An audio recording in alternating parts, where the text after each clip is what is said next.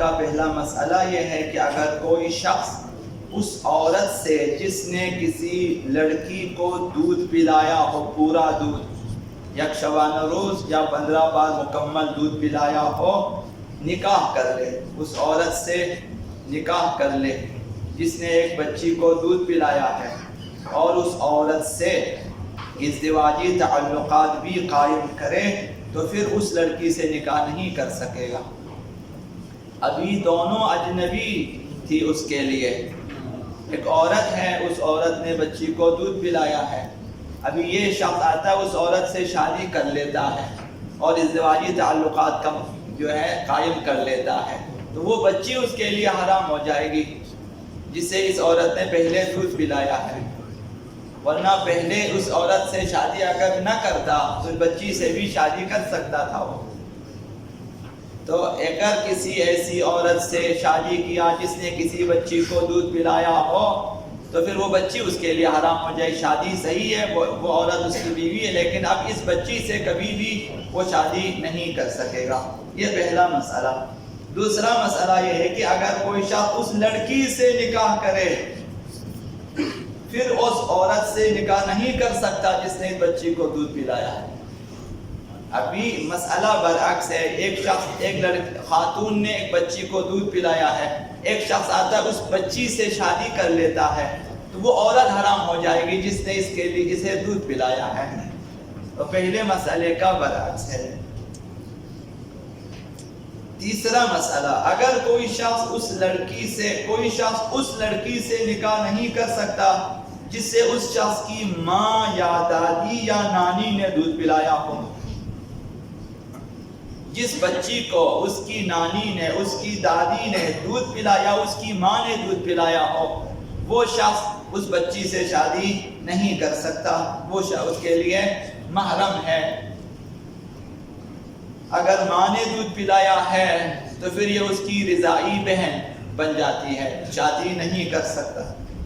اور اسی طرح نانی اور دادی نے اگر دودھ پلایا۔ چوتھا مسئلہ اور آخری مسئلہ، اگر کوئی عورت اپنی لڑکی کے بچے کو دودھ پلائے، یعنی اپنے نواسے کو، نواسی کو دودھ پلائے، ایک شبانہ روز مکمل یا 15 دفعہ مکمل دودھ پلائے، تو وہ لڑکی اپنے شوہر پر حرام ہو جائے گی۔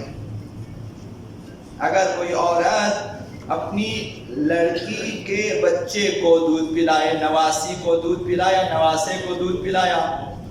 تو اب وہ لڑکی اپنے شوہر پر حرام ہو جائے گی۔ یہ 4 مسئلے ایک حدیث مبارکہ تربیت کے سلسلے میں عرض کرنی ہے، وہ یہ کہ ہمیں حکم ہے اہل بیت اطہار کی طرف سے، جس طرح حلال غذا سے تربیت کرنی چاہیے بچوں کی،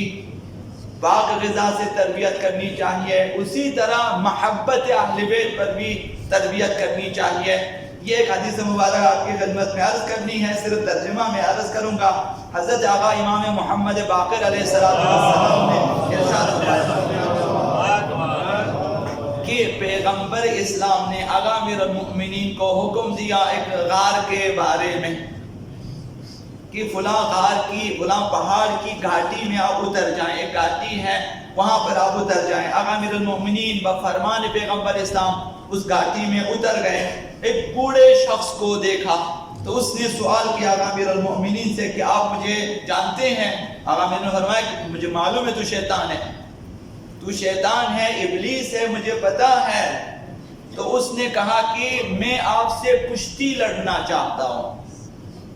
آقا امیر المؤمنین نے اس کے ساتھ کشتی لڑی اور اسے زمین پہ گرا دیا اور اس کے سینے پہ سوار ہوئے،